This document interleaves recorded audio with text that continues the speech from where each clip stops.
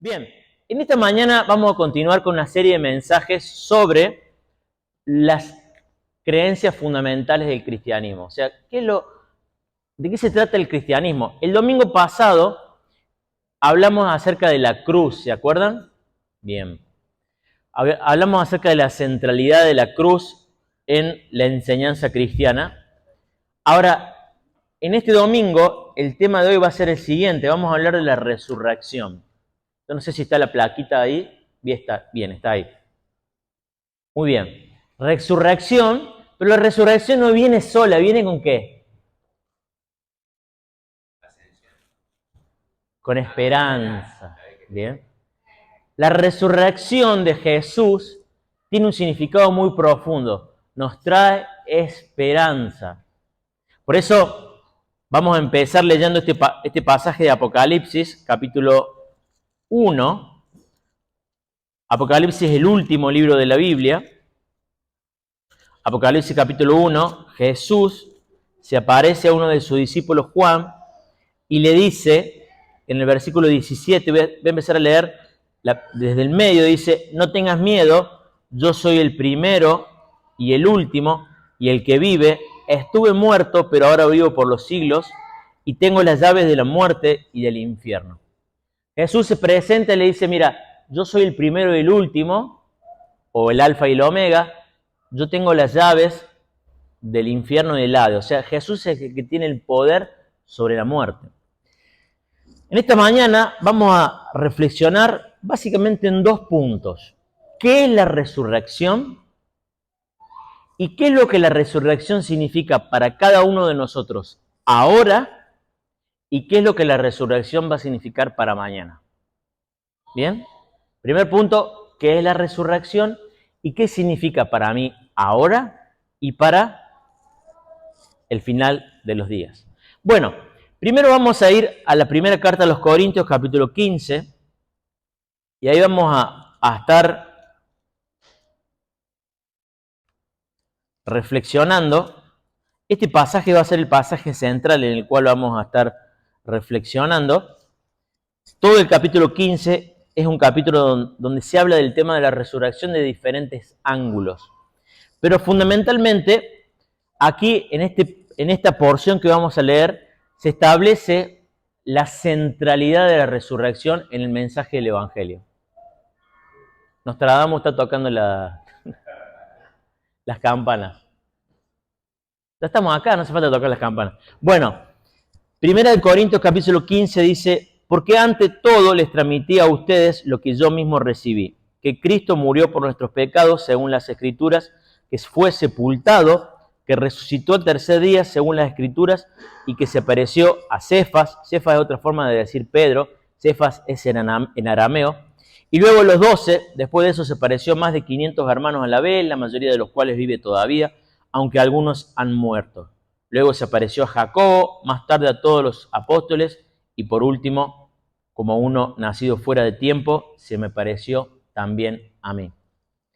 Acá, en esta pequeña porción, San Pablo le está diciendo a esta gente en Corinto era una ciudad en Grecia, está diciendo: miren, yo les transmití a ustedes lo que yo recibí. O sea, acá le está hablando de una tradición apostólica, una enseñanza que era clave, y era muy sencillo.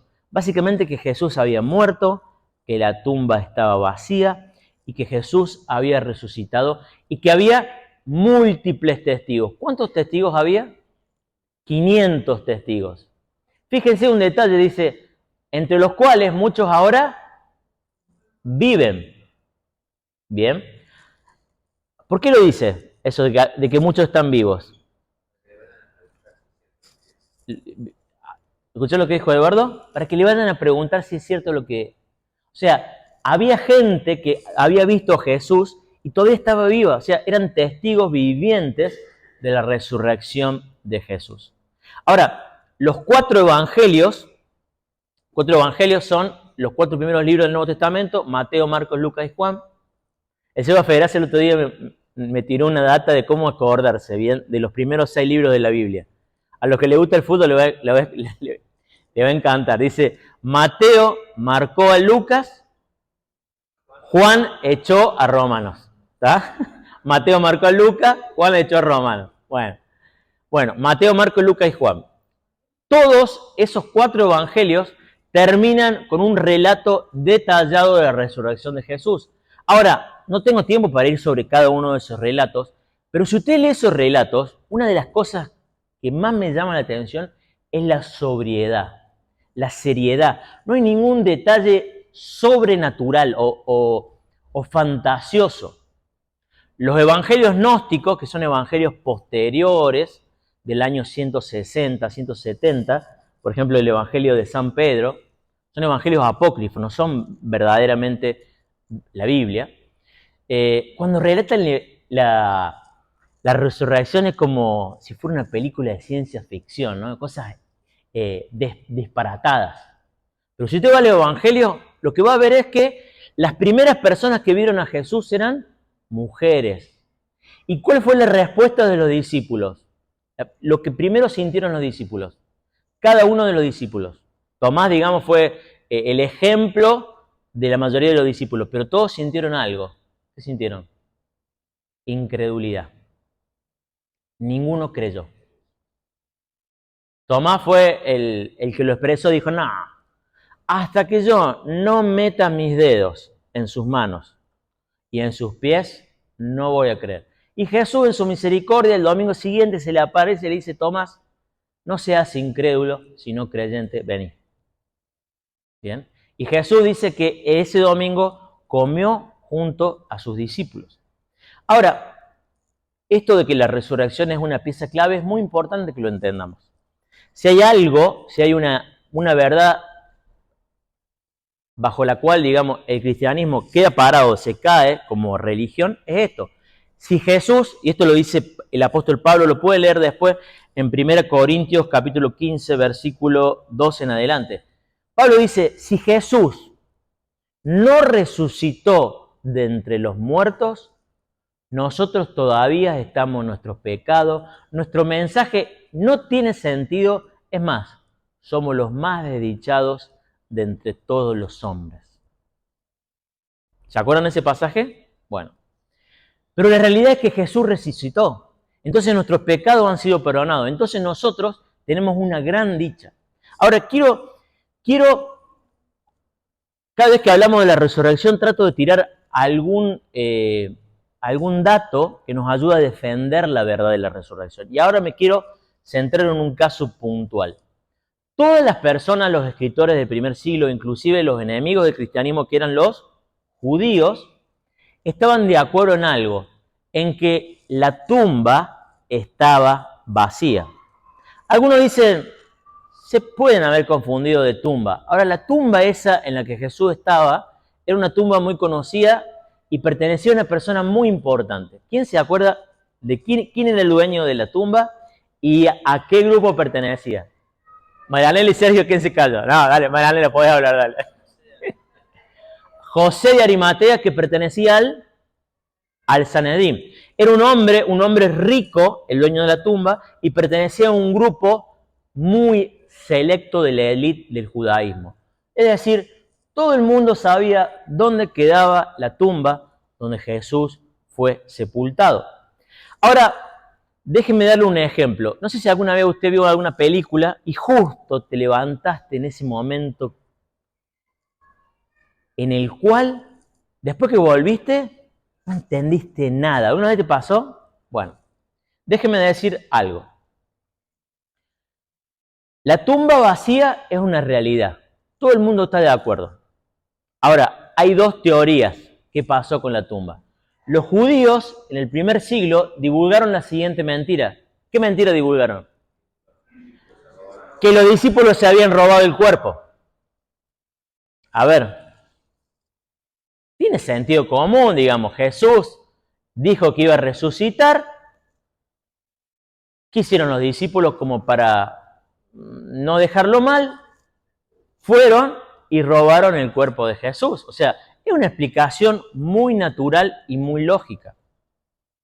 Bien. La otra explicación en la que los discípulos dijeron es que lo vieron vivo, que Jesús había resucitado. Ahora, déjeme explicarle toda la historia la historia que sucede después, y usted va a decidir cuál de estas dos explicaciones es más probable. Luego de la tumba vacía, vemos que ese grupo de 12 personas, en realidad eran 11, muy tímidos, muy miedosos, empiezan a pararse enfrente de reyes, enfrente de príncipes y enfrente de multitudes y declaran que este Jesús, a quien ellos vieron vivo, iba a ser juez de vivos y muertos. Y no solamente eso, sino que ese mensaje se esparció por todo el imperio romano. Escuche bien, con tal poder que 300 años después, el mensaje del crucificado, el cristianismo, es decir, pasó a ser la religión oficial del Imperio Romano bajo el reinado de Constantino. ¿Se imagina la película? Bueno, ahora vamos a esta escena, la tumba vacía.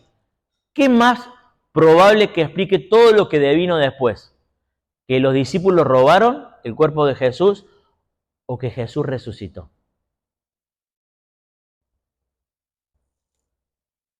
Jesús resucitó. Amén. La realidad es que Jesús resucitó y la resurrección es la pieza central en la predicación de todos los apóstoles. Quiero darle un par de ejemplos nada más. Si van al libro de los Hechos, Hechos capítulo 2, libro de Hechos, acuérdense, Mateo marcó a Lucas, Juan echó a Romano. ¿Bien?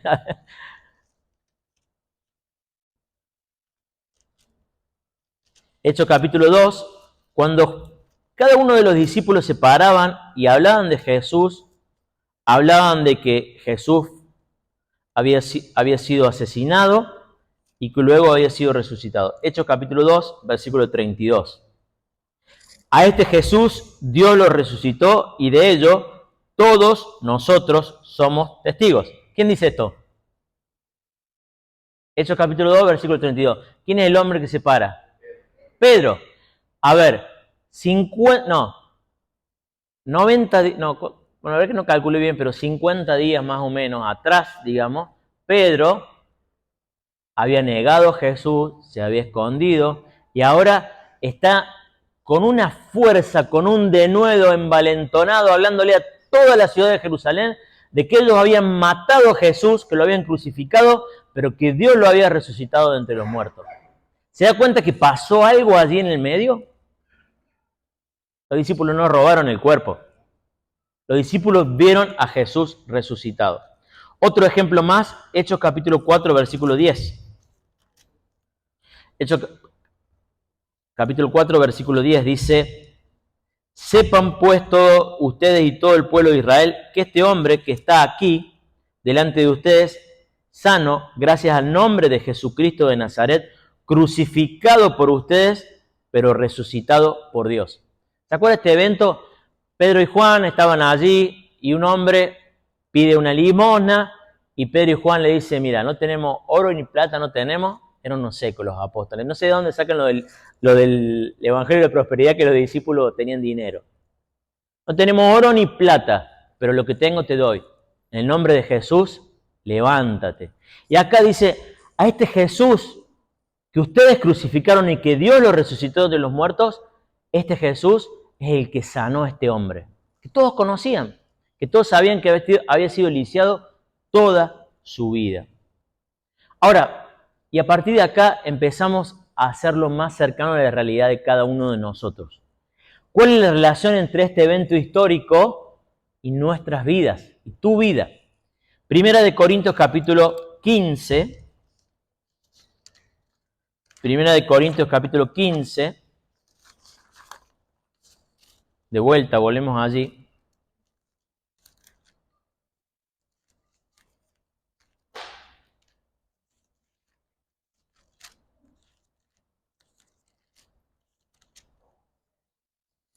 Ya les digo el versículo. No sean tan ansiosos. En el versículo 22 dice: pues así como en Adán todos mueren, también en Cristo todos volverán a vivir. Pero cada uno en su debido orden. Cristo, las primicias, después cuando Él venga, los que les pertenecen. Entonces vendrá el fin cuando Él entregue el reino a Dios el Padre, luego de destruir todo dominio, autoridad y poder. ¿Qué significa? Así como el pecado, dice Pablo, entró por medio de un hombre, así la vida eterna entró por Jesús. ¿Cuál es la esperanza que tenemos nosotros? Que Jesús, así como Jesús resucitó, nosotros también resucitaremos. Esta mañana hablábamos con Sirle, tratamos de encontrar una ilustración de qué es lo que significa esto. Y no sé si se acuerdan ustedes de la película de Crónica de Narnia, siempre los mismos ejemplos, la misma película. Bueno, espero que la vea. Muy lindo. En la película de Crónica de Narnia había un momento donde reinaba una bruja y toda la realidad era nieve, era oscuridad, era feo. Bien.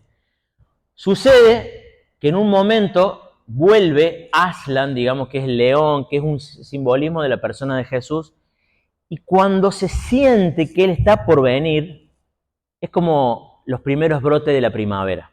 La nieve se va derritiendo, empieza a ver las primeras flores, las primeras hojitas. Bueno, cuando Jesús resucitó, Él es las primicias.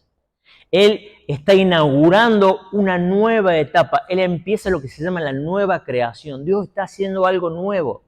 El reino de Dios se está estableciendo y se está extendiendo en toda la tierra. Y va a llegar un tiempo, un día donde todo eso va a ser consumado. No va a haber más oscuridad y no va a haber más dolor. Entonces, eso es lo que la resurrección es. Es una enseñanza central de lo que realmente sucedió al tercer día. Jesús resucitó, la tumba está vacía, los discípulos no lo robaron, los discípulos lo vieron con sus propios ojos. Ahora, vamos a tratar de aplicarlo más de cerca. Ayer hablábamos con Eduardo y Sebastián y les contaba que tocaba predicar de la resurrección y Seba me decía, vos sabés que nunca tuve en claro lo que significa la resurrección aquí y en el ahora. Y gracias a Dios, es como que yo venía pensando en esto y bueno, un poco me voy a detener en esto. Y le quiero explicar la importancia que la resurrección tiene para hoy y para mañana. Pero primero quiero empezar con lo que los críticos del cristianismo dicen. Había un hombre que se llamaba Karl Marx que él decía lo siguiente. Él decía, la religión es el opio de los pueblos. El opio era una droga de la cual ahora se extrae la morfina, pero cuando Karl Marx vivía en el siglo XIX, era la única droga, la droga más popular, la cual la gente utilizaba para evadir la realidad. Entonces, ¿él qué decía? Decía, la religión es una forma de evadir de los sufrimientos del presente. ¿Se da cuenta? Bueno. La realidad es que la esperanza cristiana no tiene nada que ver. Es algo mediante lo cual nosotros enfrentamos, no negamos la realidad, la enfrentamos, no la negamos, pero la vemos con una perspectiva diferente. Y déjenme darle un ejemplo. ¿Cuántos trabajan acá? La mayoría, ¿sabes? Algún jubilado. Vos no trabajás, pero trabajaste y seguís trabajando, así que no te hagas que no trabajas. Ah, muy bien.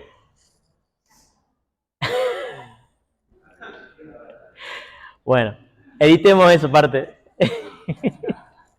Si no, nos van a echar a todos. Bueno, la cuestión, quiero dar un ejemplo. Imagínense dos empleados que trabajan bajo las mismas situaciones, tienen la misma familia, viven en la misma casa, vivo igual, son vecinos.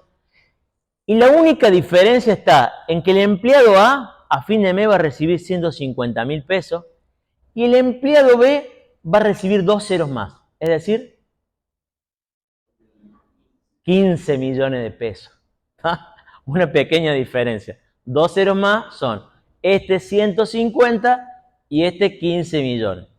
La cuestión es que llega el día 15, faltan 15 días para cobrar, empleado A dice, qué trabajo pesado este, qué monótono, qué tedioso, qué horrible las situaciones laborales, mirá, ¿qué opina vos?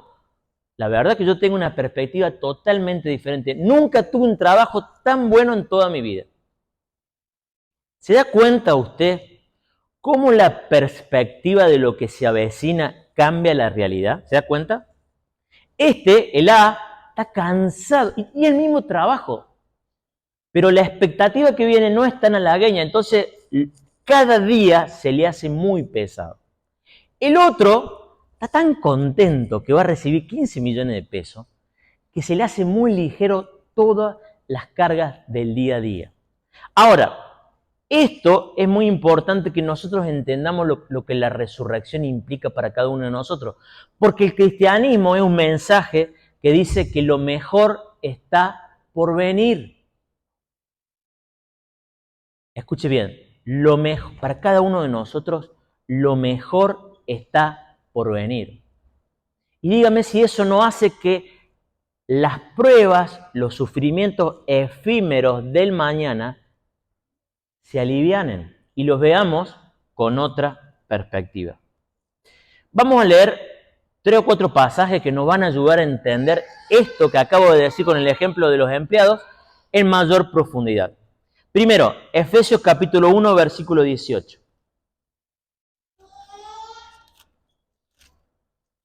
Efesios capítulo 1, versículo 18.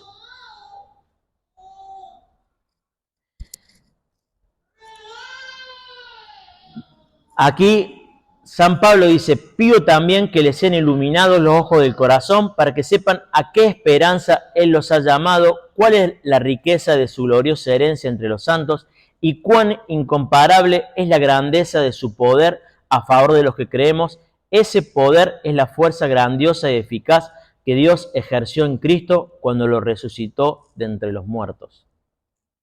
Si algún día te sentís débil, si algún día te sentís que te falta fuerza, fíjate todo lo que este pasaje dice.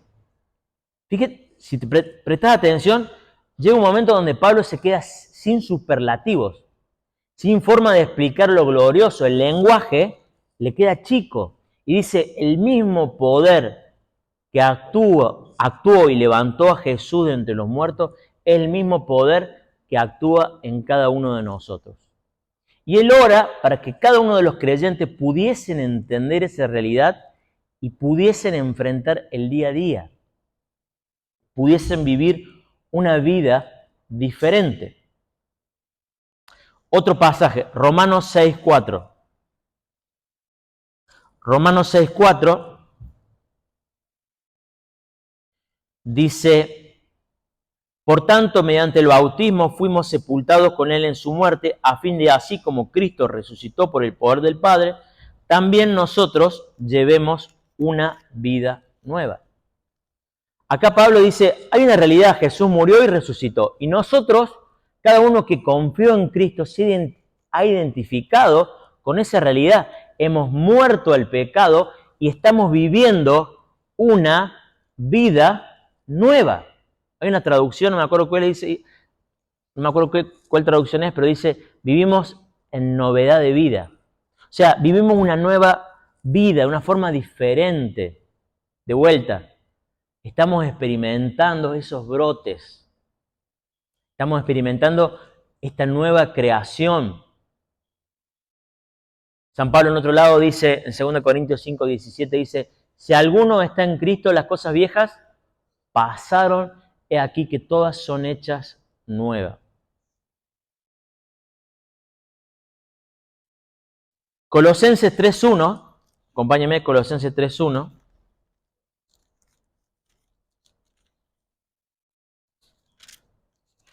Y puede leerlo en su casa a todo lo que aquí dice. Pero fíjense cómo se habla de esta forma diferente de ver la realidad. Dice, ya que han resucitado con Cristo, busquen las cosas de arriba donde está Cristo sentado a la derecha. Concentren su atención en las cosas de arriba. Aquí San Pablo asume que al haber sido resucitado con Cristo, necesitamos tener otra perspectiva de la vida. Buscar, dice, las cosas de arriba. Ahora, déjeme decirle, buscar las cosas de arriba no está en ponerse a pensar el tamaño de los ángeles, o si en el cielo vamos a tener hijos, o si vamos a ir casados. No es lo que está diciendo. Buscar las cosas de arriba significa poner la esperanza en la realidad que viene y tiene implicancias prácticas en cómo vivimos ahora. Fíjense en el versículo 5, es muy práctico, dice, por lo tanto, hagan morir todo lo que es propio de la naturaleza terrenal, inmoralidad sexual, impureza, bajas pasiones, malo deseo y avaricia. Versículo 8, pero ahora abandonen también todo esto, enojo, ira, malicia, calumnia, lenguaje obsceno, dejen de mentirse. Fíjense lo práctico que es. O sea, ya que ustedes han resucitado, pongan la mira allá arriba y todo esto, déjenlo de lado. O sea, ya no hay lugar para estar jugando con el pecado. Ya basta el tiempo pasado, aquellas cosas de las cuales ahora nos avergonzamos, basta. Hemos resucitado, tenemos una vida nueva, concentrémonos viviendo con la nueva, de acuerdo a la nueva ciudadanía que ahora tenemos. Entonces esto es un cambio, un llamado radical a vivir de una forma diferente, a que mi familia sea una realidad diferente, a enfrentar los problemas. ¿Quién tiene problemas? ¿Quién tiene conflictos? Los conflictos más difíciles, no sé, son los conflictos personales. Qué difícil que es llevarse bien. ¿Es difícil llevarse bien? Es muy difícil llevarse bien. La esperanza que tenemos es que Jesús ha venido a dar una vida nueva. Recordémonos que el poder que resucitó a Jesús de entre los muertos es el que puede trabajar en nosotros para que nos podamos llevar bien con mi cónyuge, con mi padre, con mi hermano, con mi hijo, con mi vecino, etcétera, etcétera. Ahora, último pasaje que nos va a ayudar a entender la relevancia de la resurrección, Romanos capítulo 8, versículo 18.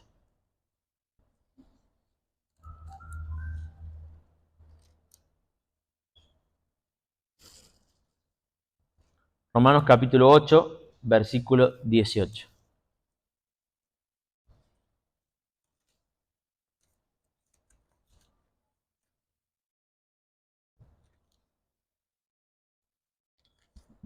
Dice así: de hecho, considero que nada se comparan los sufrimientos actuales con la gloria que habrá de revelarse en nosotros. A ver, si hay algo duro en la vida es el sufrimiento. Déjeme decirle una de las cosas que, no sé, en los últimos años, como en la práctica médica, cada vez me duele más el sufrimiento de la gente. La persona que no puede caminar, que tiene un dolor crónico, que ha perdido un miembro. Es la realidad, quieran o no, la mayoría de acá tienen 40, 45 años, un poquito menos, pero es la realidad de cada ser humano. Si hay algo que vamos a experimentar es sufrimiento. Pero fíjese lo hermoso, acá dice, el sufrimiento actual no tiene comparación con la gloria venidera. Ahora déjeme decirle, cuando uno está sufriendo, no hay mayor esperanza de que te digan, ¿sabes qué? Esto es por un tiempo. Cuando te ponen una inyección, te dicen, che, ¿sabes qué? Son 30 segundos. La aguja entra y la aguja sale. Y después te vas. Lo glorioso de la fe cristiana es que el sufrimiento es simplemente un paso a la gloria. Un paso a la gloria. El sufrimiento, después de sufrir, está por venir lo mejor. Primera de Corintios capítulo 15, versículos 51 al 57.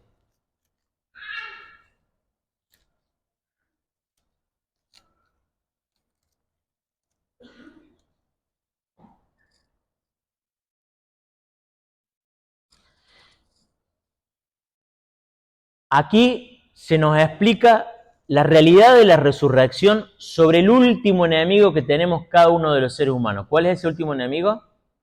Es la muerte. Déjeme decirle que todos nosotros, para que la gloria de la resurrección y la vida eterna pueda brillar, tenemos que entender la realidad del ser humano. Y déjeme dar un ejemplo, quizás sea un poco gris, pero es necesario entenderlo. Todos nosotros estamos en un viaje, estamos como en un colectivo que está totalmente blindado. No se puede ver para afuera. Y todos sabemos que en algún momento u otro vamos a chocar. Algunos antes, algunos después, pero ¿saben qué? El viaje se termina. El viaje se termina. Lo glorioso de la fe cristiana es que dice que después de eso viene la vida eterna. 1 Corintios capítulo 15, versículo 51 dice, fíjense bien en el misterio que les voy a revelar. No todos moriremos, pero todos seremos transformados. O sea, no todos van a morir, pero va a haber un momento cuando Jesús vuelva en que todos van a ser transformados. Versículo 52 dice, en un instante, en un abrir y cerrar de ojos, al toque final de la trompeta, pues sonará la trompeta, y los muertos resucitarán con un cuerpo incorruptible, y nosotros seremos transformados. Porque lo corruptible tiene que revestirse de lo incorruptible, y lo mortal de inmortalidad. Cuando lo corruptible se revista de lo incorruptible y lo mortal de inmortalidad, entonces se cumplirá lo que está escrito, la muerte ha sido devorada por la victoria. ¿Dónde está, oh muerte, tu victoria? ¿Dónde está, oh muerte, tu aguijón? Versículo 57 dice, pero gracias a Dios que nos da la victoria por medio de nuestro Señor Jesucristo. Queridos, este es la gloria del mensaje del Evangelio, que Jesucristo ha vencido a la muerte, y si vos confiante en Cristo, la muerte solamente es un paso a la gloria. Como dice un pastor, una vez recuerdo en un sepelio, un pastor dice, el hermano Juan, ponete, dice, ha pasado de la tierra de los que mueren a la tierra de los que viven. Porque acá están los que mueren, pero de aquel lado están los que viven y viven para siempre. Ahora, es muy importante que nosotros como cristianos empecemos a meditar en la vida futura. ¿Por qué es importante meditar en la vida futura? Déjeme darle un ejemplo. ¿A quién le gustan las vacaciones? Se acercan las vacaciones. Hay algunos que estamos contando así, viste, como los presos. ¿Cuántos días falta? Acá la familia Martín si está por vacaciones. ¿Cuánto te queda, Martín, para salir de vacaciones? Una semana. La tenés bien contadito. ¿Bien? Qué lindo salir de vacaciones. Ahora, imagínense dos familias, la familia A y la familia B. La familia A nunca salió de vacaciones, no conoce lo que son las vacaciones, no sabe a dónde va. La familia B, por el contrario, sabe a dónde va, conoce los hoteles, las comidas, todo lo que va a suceder, los viajes, que va a haber visitas guiadas. ¿Cuál es la diferencia en la expectativa de los días previos? La familia A, sí, bueno, hay algo nuevo.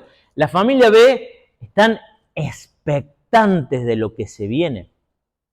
Y hermano, es importante que usted empiece a meditar en la vida futura. Hay un pasaje medio tragicómico. Juan Calvino tiene un capítulo en su libro, habla de la importancia de meditar en la vida futura. Y dice que muchas veces Dios nos da el sufrimiento, o a veces no nos bendice con determinadas cosas. Y esto es lo que le quería decir. Dice, a veces Dios no nos bendice con la delicia de la vida conyugal. Hay algunos que tienen un matrimonio hermoso. Hay otros que no, dice, hay algunos que Dios le ha dado una mujer ruda, dice.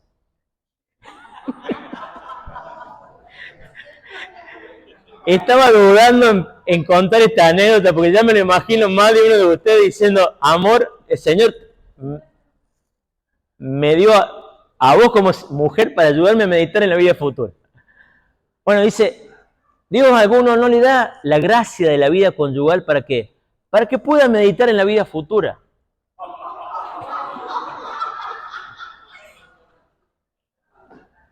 Dice, termina diciendo, dice, o nos da hijos rebeldes. O los dos. Dice, o termina diciendo, o no nos da ninguno. Ni cónyuge, ni hijos. ¿Por qué? Porque déjeme decirle, esta vida es transitoria. Mientras más usted se aferre a esta vida, más va a sufrir. Si vos tenés tu corazón en las cosas de esta tierra, te aseguro que vas a sufrir. Porque todo lo que venga va a ser perderlas. Vas a perder todo lo que amás. Poquito a poquito. Por eso es importante poner tu corazón en las cosas que se vienen. Meditar en las cosas futuras. Déjeme terminarle con una gloriosa verdad para los hijos de Dios. El Salmo 23 termina de la siguiente forma. Ciertamente el bien y la misericordia me seguirán todos los días, y en la casa del Señor moraré eternamente. Quiero que se vaya a su casa con esta convicción. Aquel que está en Cristo dice, ciertamente el bien y la misericordia me seguirán todos los días. Si vos has depositado tu esperanza en Cristo, lo mejor está por venir. El sufrimiento es solamente pasajero. El bien y la misericordia es tu realidad. Y luego de eso, tenés la certeza que vas a vivir en la casa del Señor por largos días. Terminamos con una oración. Señor, gracias por tu palabra, gracias por la realidad de la resurrección. Te ruego que nosotros podamos animarnos con estas palabras, Señor, a soportar la realidad presente, Señor, y a vivir, Señor, de tal forma que demostremos que esta vida no es todo lo que hay. En el nombre de Jesús, amén.